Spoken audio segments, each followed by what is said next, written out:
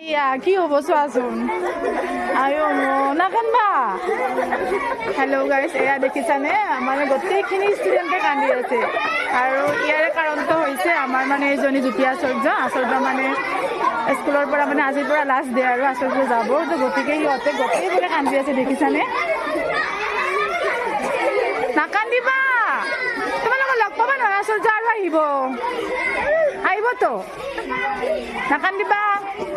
এইয়া মই কিন্তু তোমালোকক ভিডিঅ' কৰিছোঁ দেখা পাব সকলোৱে নাকান্দিবা নাকান্দিবা নাকান্দিবা দেখিছানে এইবোৰে হ'ল আমাৰ মৰম নাকান্দিবা নাকান্দিবা নাকান্দিবা কান্দিলে বেয়া কথা গম পাইছে না আচৰ্য তোমালোকৰ কি থাকিবতো গম পাইছে না স্কুলৰ পৰাই যাব আচৰ্য ঘৰৰ ওচৰতে মা কি টিচাৰ মা হয় নে নহয় নাকান্দিবা বেল পৰিলে নাকান্দিবা